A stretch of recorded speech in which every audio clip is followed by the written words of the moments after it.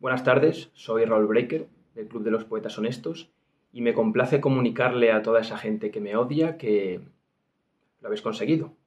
Hay una especie de confabulación barra boicot barra conjura contra mí, perpetrada no sé si por alguna organización secreta, si por alguna banda terrorista, si por algún colectivo que le ofende que yo hable de libros, no sé si, no sé, por algún particular que no me permite grabar vídeos. Es la séptima vez que intento grabar este vídeo y si ya no sale, si con este método que estoy utilizando ya no puedo grabarlo, la grabación se detiene, si después se borra, si no puedo subirlo a YouTube o cualquier incidente que pase durante el proceso, lo tomaré como una señal de que no tengo que volver a hablar jamás de este libro. Porque de verdad, qué desidia. Intenté grabarlo con la cámara ayer. La grabación se paraba, me pedía que resetease la tarjeta, después me salía que era un problema de la batería, he intentado hacer 20.000 virguerías para arreglarla, no soy capaz, ya lo he dado por imposible, hoy ha sido cosa de los focos. Tengo dos focos bastante potentes para grabar este tipo de vídeos y no encuentro el ladrón para enchufe, digo.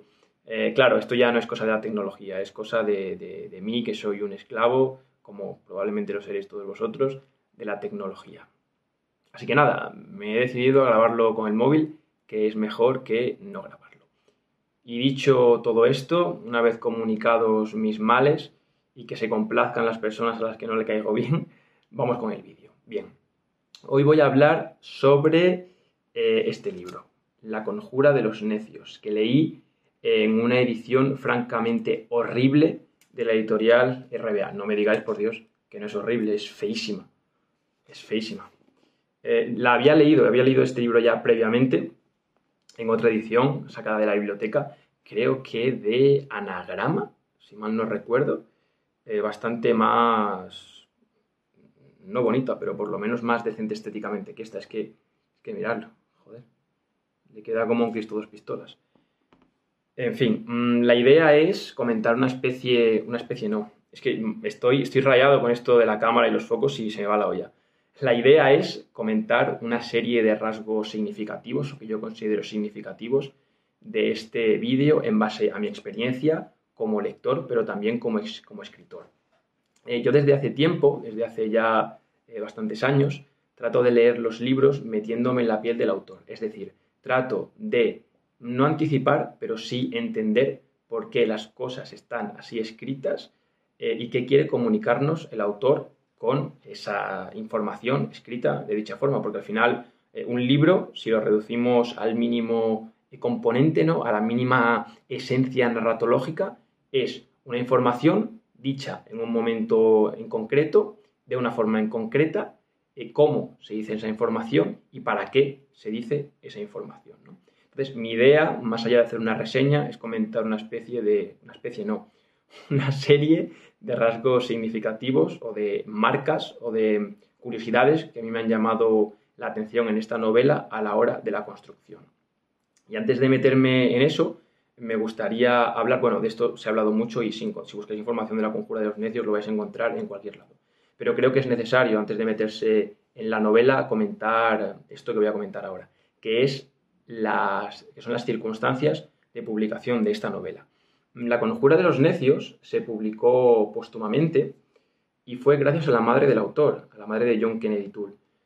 El autor se suicidó y dejó su novela, el manuscrito de su novela, pues, en un cajón, ¿no? Tiempo después del suicidio, quiero decir, la madre del autor, bueno, ya en vida el autor trató de publicarla sin éxito, por cierto. Si queréis saber más información sobre este aspecto, os recomiendo encarecidamente el podcast Grandes Infelices, de Javier Peña. Creo que pertenece, de hecho, el podcast a Blacky Books, a la editorial. En este podcast, en esta serie de podcast, hay un capítulo dedicado concretamente a John Kennedy Toole, en el que Javier Peña explica muy bien todas las circunstancias y todo el contexto de la publicación. Yo lo voy a resumir rápidamente. Bueno, John Kennedy Toole se suicida y la madre de John Kennedy Toole, tiempo después, le lleva el manuscrito a Walter Percy, un escritor estadounidense, que por aquel momento daba talleres de escritura. Su madre se entera de en qué universidad da estos talleres de escritura y le lleva el manuscrito de su hijo. De hecho, el prólogo de La Conjura de los Necios está escrito por Walter Percy y él cuenta que cuando le dan un manuscrito, cuando le hacen llegar un libro que próximamente se publicará o que se quiere publicar o con intenciones de, él sabe rápidamente si es bueno o no en las primeras 10 páginas. Él pues, lo lee, se dedica a analizarlo, ve si engancha, ve si no engancha, ve si tiene potencial y si no lo tiene, pues directamente lo desecha. En la introducción de La Conjura de los Necios dice precisamente eso.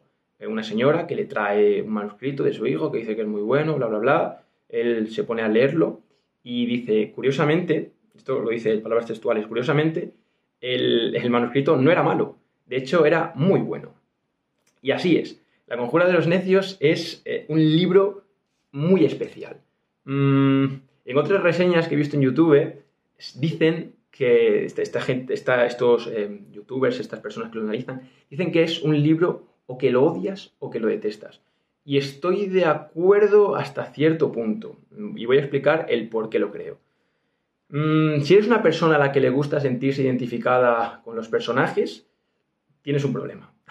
Con este libro me refiero, no tú con tu vida. No te conozco tanto como para arguir ese argumento, para esgrimir eso, ¿no? Tienes un problema si quieres sentirte identificado con los personajes. Porque La Conjura de los Necios es una comedia. Es una comedia con tintes ácidos, con tintes dolorosos. Hasta cierto punto podemos decir que satírico. Sí, con aires satíricos en algunos aspectos, de denuncia en otros, aunque todo cubierto bajo el velo de la comedia. Y los personajes son caricaturas. Es muy complicado sentirse identificado con Ignatius Farray. O sea, Farray, ese es el de... Ignatius Farray es el cómico. Con Ignatius Reilly, que es el protagonista de la novela. Del mismo modo, es imposible, yo creo, identificarse con la Trixie o con Jones o con Lana Lee, que son igualmente personajes de la novela. Entonces, es una novela más contemplativa en ese aspecto. No expone sentimientos, no es psicológica, no indaga en la psicología de los personajes de una forma que podamos decir empática. No va de eso. La Conjura de los Necios no va de eso. Después me meteré más en profundidad a hablar de los tipos de narradores que hay en la novela. De momento, quedaos con eso. Fue tanto el éxito de La Conjura de los Necios que en 1981 recibió el premio Pulitzer. John Kennedy Toole se había suicidado en 1967. Y vale, dicho todo esto, vamos ya con la novela en sí, con el contenido que se trata en la novela. Vale. Tenemos a un protagonista que se llama Ignatius Reilly, tenemos a su madre, que es Irene Reilly, y ambos viven en Nueva Orleans. El que se desarrolla en Nueva Orleans, en un principio, yo lo había tomado como algo fortuito, algo casual, ¿no? Como un espacio, entre comillas, aleatorio donde ubicar la acción. No es así. Un buen autor sabe dónde ubicar la acción y sabe por qué ubicar ahí la acción. En este caso, Nueva Orleans es determinante porque se celebra en esa ciudad el carnaval, el Mardi Gras, el martes de carnaval. Esto es importante porque, más allá de la tradición que tiene Nueva Orleans de esa festividad carnavalesca, es determinante porque los personajes van a disfrazarse. Y yo pensé que esto de disfrazarse era simplemente antojo del autor, un buscar situaciones divertidas de personajes disfrazados, ¿no? De buscar la comedia, de buscar el gag, y además si los personajes están disfrazados, pues mucho mejor me lo pones, mucho más divertido es. Pero no es así. Después hablaremos del tema de los disfraces. De momento, quedémonos con esto. Nueva Orleans, tema de los disfraces, tradición carnavalesca de Nueva Orleans. Vale. La novela se desarrolla más bien en 1960. Quedaos también con este dato que voy a dar porque después en la novela se habla sobre este asunto en concreto. Se desarrolla en la época de los 60. En 1955, Rosa Parks se había negado a cederle el asiento a un blanco en el autobús. en el estado de Alabama, estado del sur de Estados Unidos. Lo resumo rápidamente para que no nos perdamos. Rosa Parks, afroamericana, en un transporte público, y como afroamericana era su deber, era obligatorio cederle el asiento a una persona blanca. Y él estaba sentada, pero no le dejó sentarse a un blanco que imagino que no con buenos modales le pediría que se quitase de allí. Eso ya no lo sé, no tengo tanta información. El caso es que Rosa Parks se negó a levantarse y esto despertó pues, una serie de protestas, rescató el tema del racismo que ni mucho menos estaba curado, subsanado en Estados Unidos y fue aquello una cosa increíble, ¿no? Después hablaremos también, digo, sobre el tema del racismo en la Conjura de los Necios, porque se trata. Hay tintes, no deliberadamente racistas, quiero decir, sino hay un personaje que personifica todos estos abusos contra los negros. Bien, dicho todo esto, tengo aquí la chuleta para que no se me olvide nada porque soy un caos. O sea, en mi caos tengo que ordenarme una especie de apuntes para poder ir más o menos en orden. Ordenar el caos de uno a veces es muy complicado. Bien, si por algo es famosa la Conjura de los Necios es, creo yo, por la dimensión de sus personajes. Son personajes inolvidables. Yo creo que, bueno, todo buen novelista aspira a esto, ¿no? A crear unos personajes inolvidables. Y desde luego en la Conjura de los Necios, ahora me estoy acordando de ellos y se me salta una sonrisa porque de verdad que son muy reseñables, desde el menos hasta el que más, ¿no? Tenemos, por ejemplo, ¿por dónde puedo empezar a hablar de personajes? A ver, bueno, del patrullero Mancuso, por empezar de una forma light. El patrullero Mancuso es un policía sometido a su jefe que le tiene manía y básicamente lo manda a las calles, a las noches más frías que hay, a los lugares más inhóspitos que hay, a los lugares más peligrosos y lo disfraza. Lo disfraza de cowboy, lo disfraza de viejo con barba, lo disfraza de marinero, en fin, y lo va enviando a diferentes lugares. También tenemos a Irene Riley, la madre de Ignatius Riley, que ahora mismo hablaremos de su hijo, que es la gran estrella de la novela. Irene Riley es una madre sufridora que tiene a su hijo consentido, la pobre es viuda, tiene que vivir en una casa sometida por su hijo. Me río porque es triste, o sea, todo esto es triste, pero en la novela es muy gracioso, se cuenta de una forma muy divertida, como esa madre buena que tiene a su hijo consentido y el hijo es un desgraciado, porque lo han criado como un desgraciado, ¿no? Tenemos también a la Trixie. La Trixie es un personaje muy curioso. No sé si habéis visto esta serie The Office. En The Office hay un personaje que se llama Chris Bratton, un señor mayor que debería estar jubilado y pulula por allí por la oficina sin hacer absolutamente nada y si hace algo ni siquiera él sabe que es ese algo. La Trixie es una señora de 80 años que trabaja en la oficina Levy Pants, una empresa familiar de pantalones.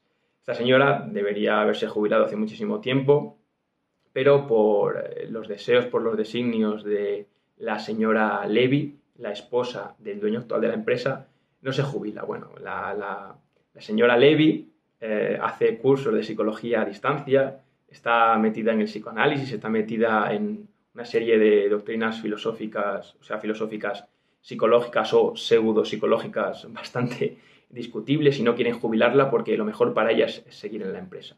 La pobre está senil, no se entera de nada, llama a Ignatius Sofía porque se piensa que es una antigua compañera suya que hace tiempo que se fue, en fin, es un personaje también muy divertido. Todos los personajes en la Conjura de los Necios tienen su momento estelar, por así decirlo, tienen su momento estrella.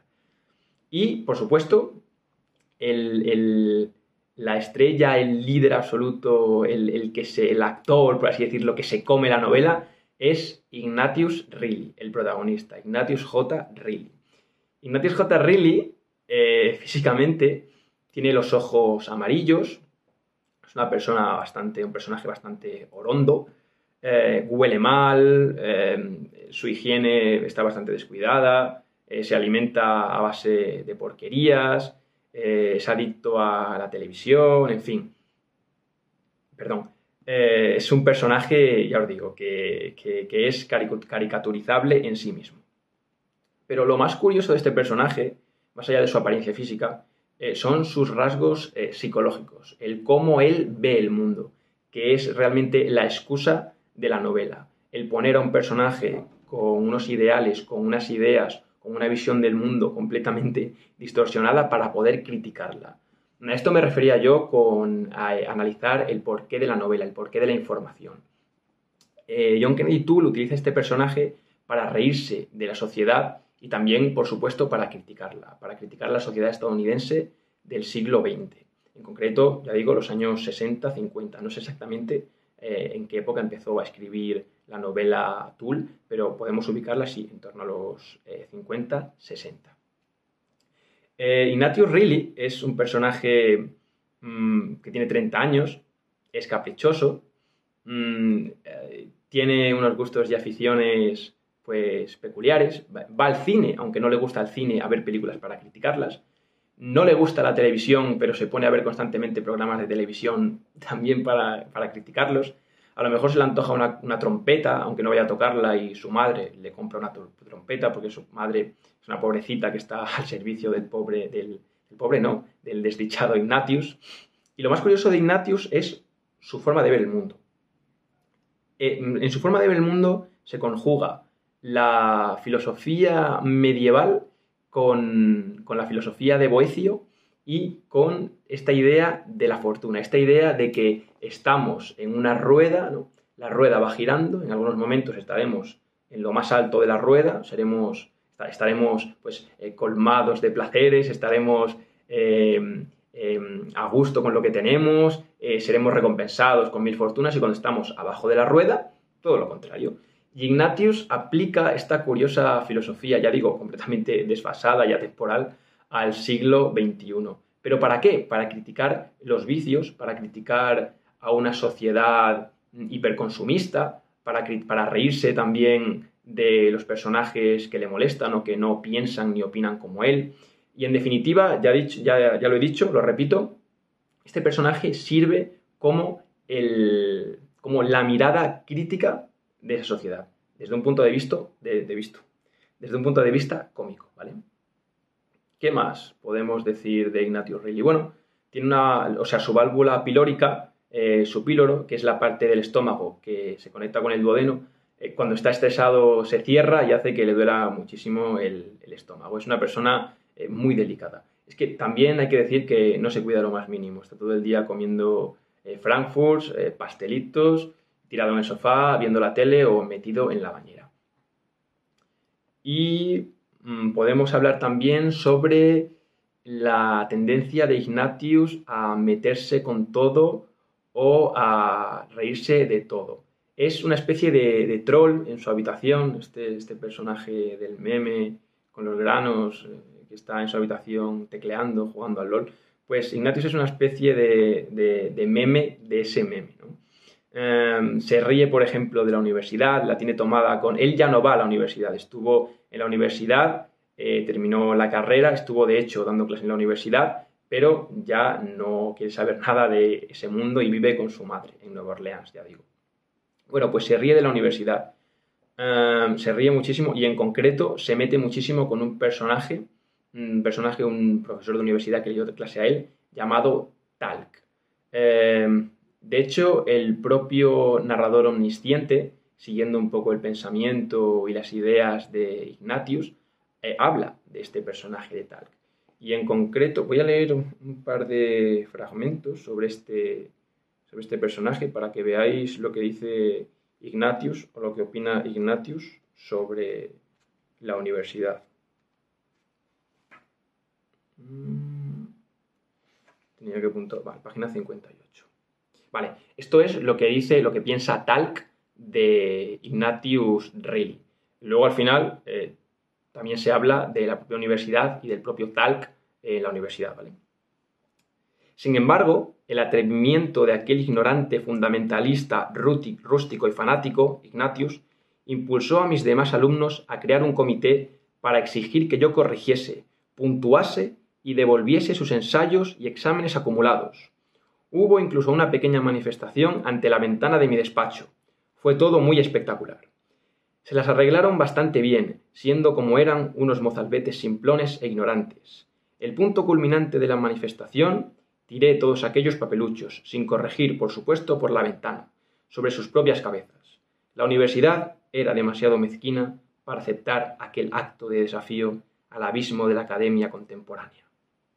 En fin, hay aquí unas pullitas contra los profesores universitarios. He dicho que estaba narrado de forma omnisciente, corrijo, está narrado en primera persona porque es un fragmento de un diálogo en el que habla el profesor Talc. Leo otro fragmento y vamos con otra cosita.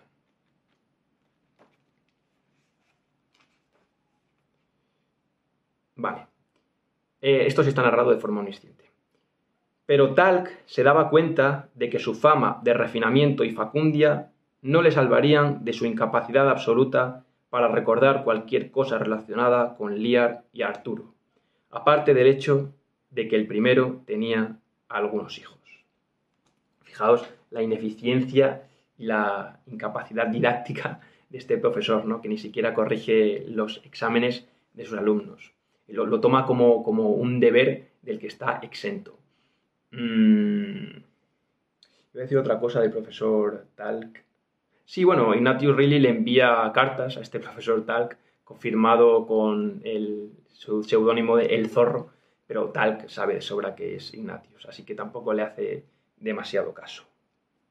¿Qué más? Bueno, ya he dicho que ve la televisión, va al cine a ver películas, pero que lo critica. Es una especie de esta paradoja o esta incapacidad para disociarse de las redes actuales, actualmente.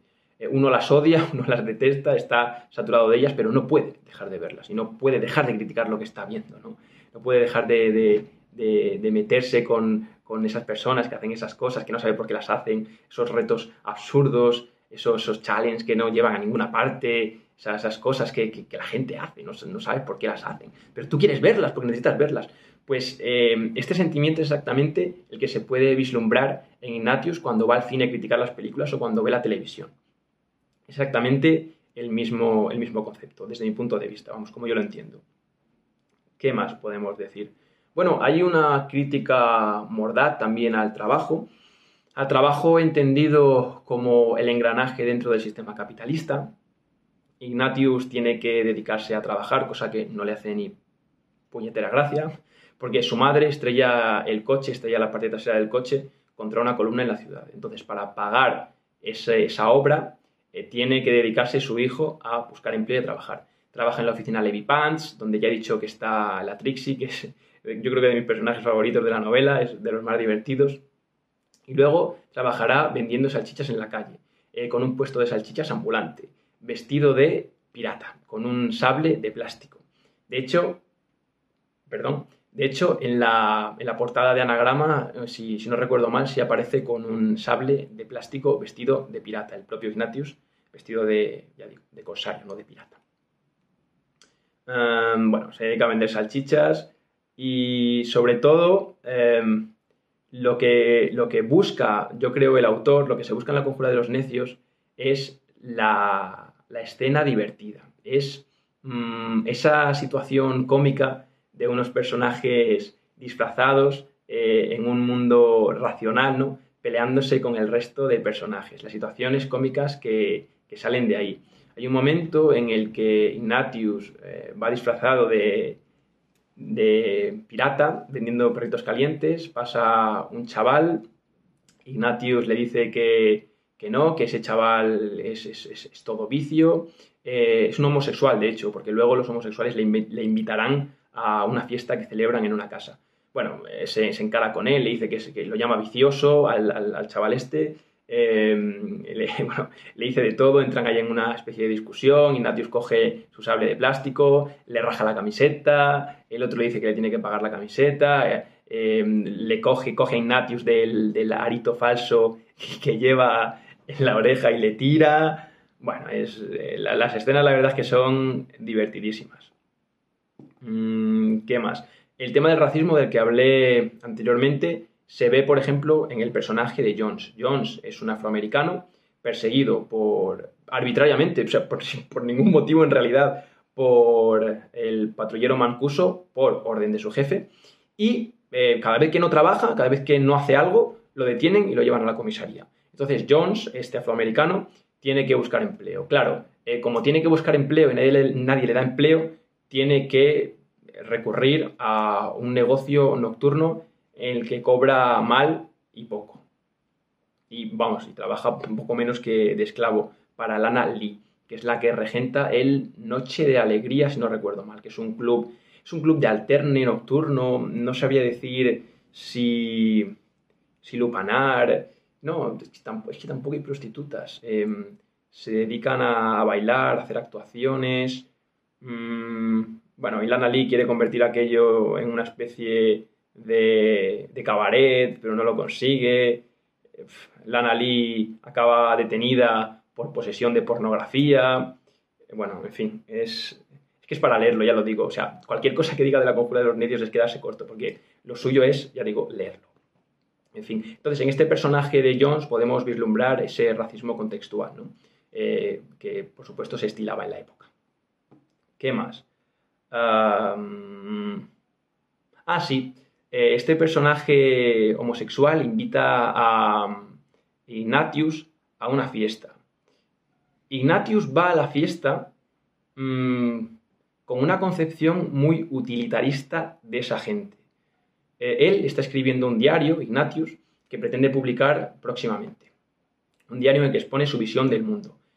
Por eso dije antes que había no, creo que no lo he dicho, se me ha olvidado, que hay dos, no voces narrativas, sino dos técnicas narrativas en la conjura de los necios, que es la omniscencia cuando se pretende hablar de todos los personajes, se pretende hablar de todo, de lo que va pasando, y la primera persona, esto es una muy buena elección por parte de John Kennedy O'Toole, creo yo, cuando quiere hablar Ignatius, aparte de los diálogos en los que habla Ignatius, por supuesto, cuando Ignatius se pone a escribir cartas, ya sea a Mirna Minkoff, su exnovia, al doctor Talk, a su exprofesor, o a la competencia de Levi Pants, bueno, que meten un lío a Levi Pants por escribir una carta a nombre del señor Levi, tremendo. Ahí utiliza el autor, la primera persona. Entonces es muy, muy interesante porque vemos una panorámica desde la omnisciencia, pero una realidad localizada, por así decirlo, desde el personaje de Ignatius cuando se dedica a escribir estas cartas, ¿vale? Esto también es importante. Este detalle a nivel estilístico creo que merece ser nombrado. ¿Qué iba a decir? Sí, la visión utilitarista de Ignatius. Ignatius acude a esta fiesta de ambiente LGTBI no porque esté de acuerdo con la causa, sino porque ve en estas personas unos potenciales adeptos de su política. El personaje que se encuentra por la calle, con el que tiene la discusión, le invita a esta fiesta. Ignatius le empieza a contar que quiere formar un partido político súper reaccionario para hacer América grande de nuevo, ¿no? Parodiando al tipo este. Y el personaje se lo toma pues, de cachondeo, porque nadie puede tomar en serio a Ignatius con esas ideas, y le invitan. Pero Ignatius va a esa fiesta muy convencido de que esa gente son potenciales adeptos, potenciales votantes de su causa. Y es muy curioso esta forma de ver el movimiento social como la propaganda política necesaria para que una persona medre políticamente. Este punto me llamó bastante la atención. Dije, mira, qué hábil, ¿no? Qué ávido el escritor, qué curioso. Me llamó mucho la atención, ya digo. También es que este tipo de personajes marginales, ya sea Jones, afroamericano, ya sean los homosexuales, ya sea el colectivo LGTBI, en esta sociedad estadounidense de los años 60 forman parte de los extremos, ¿no? De esas personas que están mal miradas por la sociedad, que viven un poco a la sombra de la sociedad. E Ignatius también es así. Por eso hay una especie de empatía entre el protagonista y estos personajes que se va encontrando a lo largo de su recorrido por los días y las noches de Nueva Orleans.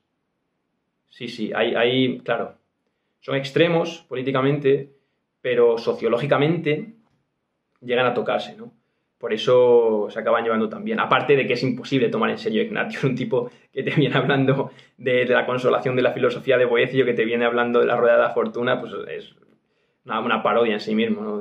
Una parodia en sí mismo de sí mismo. O sea, es como una paradoja del personaje. En fin. Los disfraces, no he hablado de los disfraces.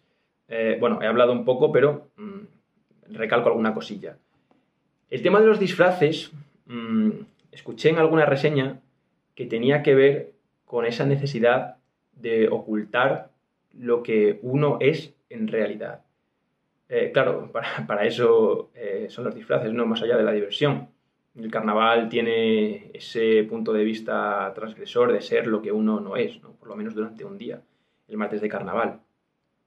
Y es cierto que Ignatius se disfraza, que el patrullero Mancuso se disfraza, y la fiesta a la que va Ignatius, la fiesta a la que le invita a este homosexual, también es de disfraces. Entonces, nos hace pensar si es un antojo del protagonista, si tiene que ver con la tradición, ya digo, carnavalesca de Nueva Orleans, o si realmente el disfraz significa lo que yo creo que significa y lo que yo estoy teorizando que significa, el convertirse en otra persona, en una sociedad que de alguna forma te tiene sometido y te tiene marginado. Esto daría por otro vídeo. Siempre quiero hacer vídeos cortos, pero por ejemplo en este ya llevo media hora hablando y no quiero extenderme más, así que voy a ir terminando. En fin, es una novela que desde mi punto de vista se disfruta muchísimo. No hay que leerla, creo yo, tratando de identificarse con ningún personaje. La literatura no va de eso, no creo yo que vaya de eso, vaya. Pero si estás buscando la identificación, igual te resulta complicado leer La Conjura de los Necios. Yo la leería como un divertimento, porque realmente es eso, es una novela muy divertida, es una novela incluso diría entrañable en algunos aspectos. Perdón, con una serie de personajes inolvidables. ¿Qué más? El final Deus Ex Machina, si queremos verlo, aunque entra dentro de la convención que se viene planteando durante toda la novela, no vamos a reprocharle nada a ese final. Y sí que escuché, de hecho fue en el podcast de Javier Peña, que a la novela le sobraban algunas páginas. Sí, puedo estar de acuerdo en que le sobran algunas páginas, pero las páginas que no le sobran aportan a la novela en el aspecto de darle mayor profundidad a Ignatius, porque sobre todo es eso, es una novela de situaciones. De hecho, en el prólogo, si no recuerdo mal, o en otro prólogo que leí por ahí, hablaban sobre el carácter quijotesco de Ignatius, ¿no? De este personaje que sale a la calle, se va encontrando con diferentes personajes, va interactuando con ellos y va entrando en diferentes situaciones. Y si bien es cierto que puede hacerse larga, el propio personaje de Ignatius se dedica a aligerar esta lectura porque no sabes por dónde te va a salir. Es un personaje muy bien delineado, con unas salidas de tono muy, muy divertidas, muy graciosas. Es un personaje, ya digo. Walter Percy, si no recuerdo mal, habla de él como un individuo sin precedentes en la literatura, ¿no? No sé tanto de literatura. Quizá haya algún personaje de este estilo antes que él. Lo que sí está claro es que Tull consigue crear un personaje único, memorable y, por supuesto, atípico y atemporal. Porque meter a una persona que cree en la filosofía medieval y que la profesa fervientemente en el siglo XX es cuanto menos paródico. Bueno, hasta aquí el comentario de La Conjura de los Necios. 34 minutos, Jesucristo. Qué incapacidad para ser sintético, siempre lo diré. Nada, espero que os haya gustado. Si queréis comentar alguna cosa, pues, adelante. Yo estaré encantado de leerlo. Y nada, os recomiendo mucho esta lectura, La Conjura de los Necios. Compraos otra edición porque esta es horrible.